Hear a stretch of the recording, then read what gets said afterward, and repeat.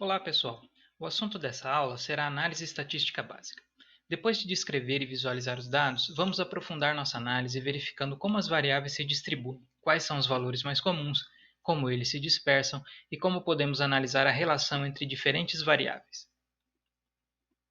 Sabemos agora que temos 365 observações sobre vendas de limonada. No entanto, para esse exemplo, extraímos uma amostra de forma aleatória, ou seja, por sorteio. Separamos 22 observações da variável vendas. As vendas realizadas nesses dias estão entre 14, o valor mínimo, e 36, o valor máximo. Se plotarmos um histograma, veremos como as vendas se distribuem nesse intervalo.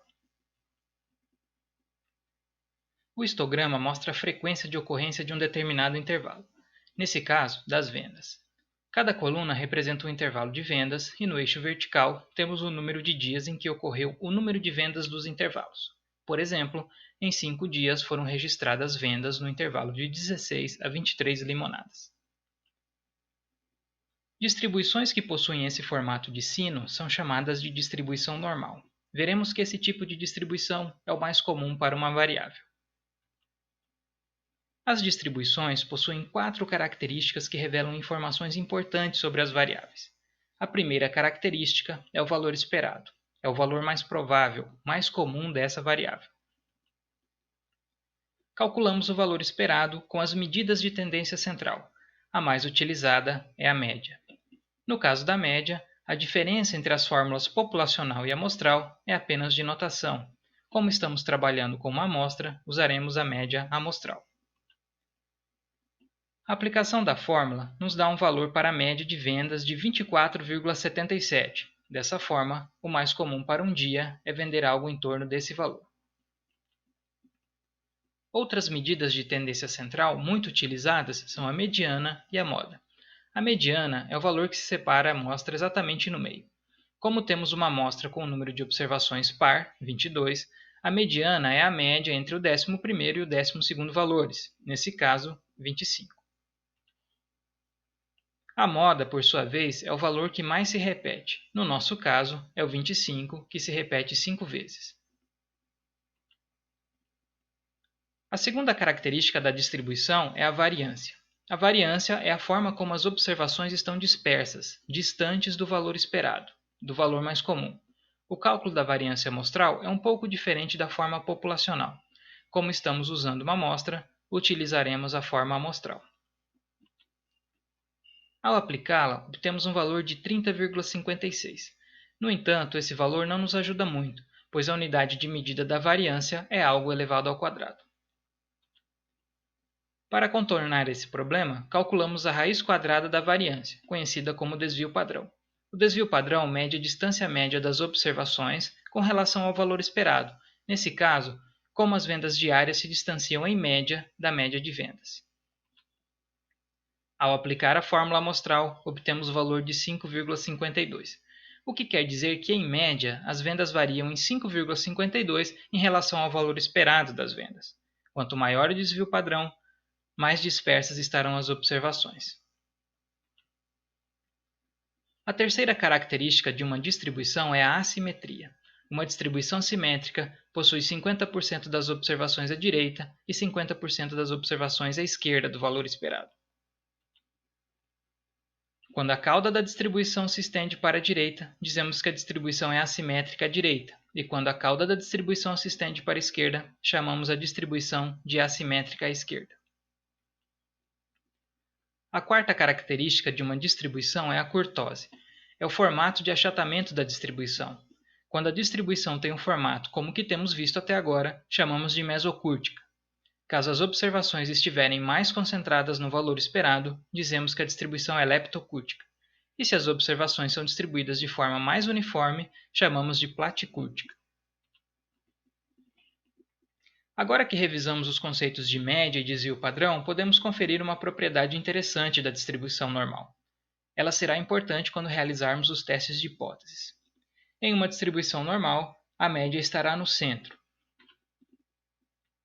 Ao somar e subtrair um desvio padrão da média, encontraremos cerca de 68,26% das observações nesse intervalo. Já ao somar e subtrair dois desvios padrão da média, encontraremos cerca de 95,45% das observações nesse intervalo. E, ao somar e subtrair três desvios padrão da média, encontraremos cerca de 99,73% das observações nesse intervalo. Aproveitando que estamos falando de distribuição, vamos ver mais sobre população, amostra e distribuição amostral. Usaremos como exemplo agora a variável chuva. Considerando como população as 365 observações que temos, ao plotar o histograma, verificamos que a distribuição é assimétrica à direita. A média populacional, nesse caso, é de 8,3 milímetros. Ao extrair uma amostra aleatória por sorteio de 20 observações, obteve-se a seguinte distribuição, e média amostral de 9,2 milímetros, distante da média populacional de 8,3 milímetros. Como outro exercício, ao extrair outra amostra aleatória, agora de 40 observações, a média amostral foi de 8,2 milímetros, mais próximo da média populacional de 8,3 milímetros. Geralmente, quando aumentamos o tamanho da amostra, obtemos parâmetros mais próximos aos verdadeiros valores populacionais. Por fim, se extrairmos 20 amostras aleatórias de 20 observações cada, como exemplo, e calcularmos a média de cada amostra, teremos 20 médias amostrais. Apesar da variável chuva possuir uma distribuição assimétrica, a distribuição amostral, formada com base nas médias amostrais, é uma distribuição normal. Isso acontece devido ao teorema central do limite. Ainda podemos observar que a média da distribuição amostral é igual à média populacional.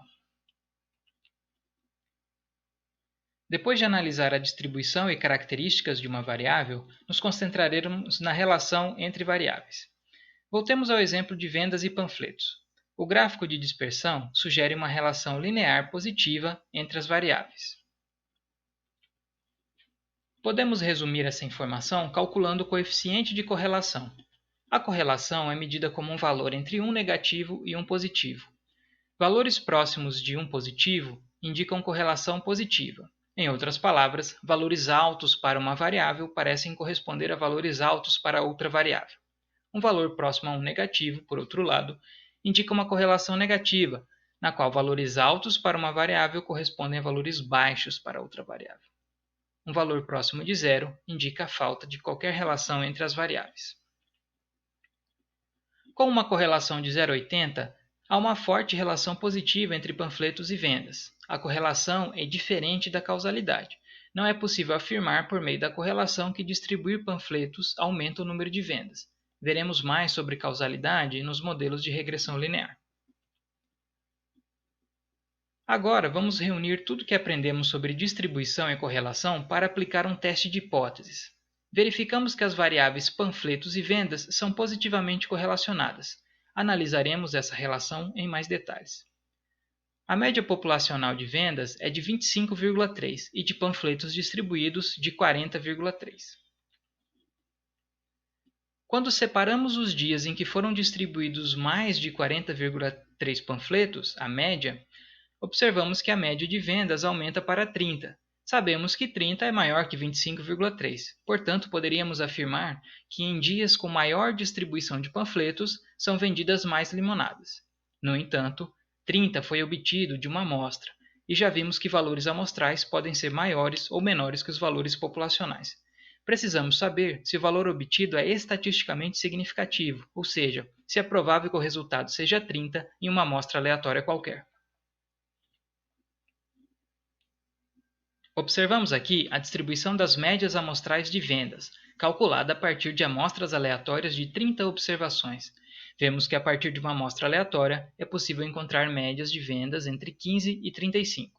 Queremos saber se é provável encontrar uma média de vendas tão alta quanto a calculada para os dias em que são distribuídos mais panfletos.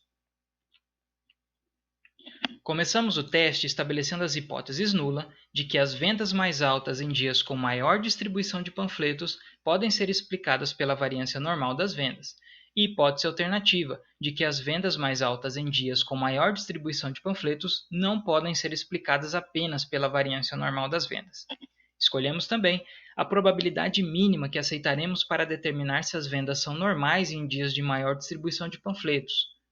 Essa probabilidade é conhecida como nível de significância e representada pela letra grega alfa. Em testes de hipótese, é consenso adotar 5%.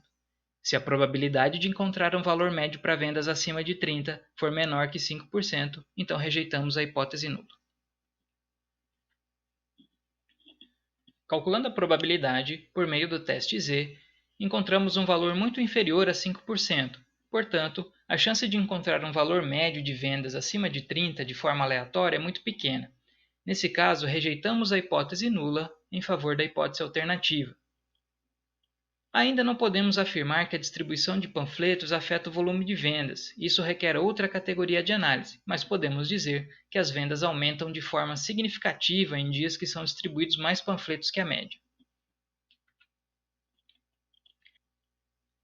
Essa, portanto, foi nossa introdução à análise estatística básica. Agora estamos prontos para iniciar os estudos do modelo de regressão linear. Como próxima atividade, temos a atividade prática, Laboratório 3. E até a próxima aula.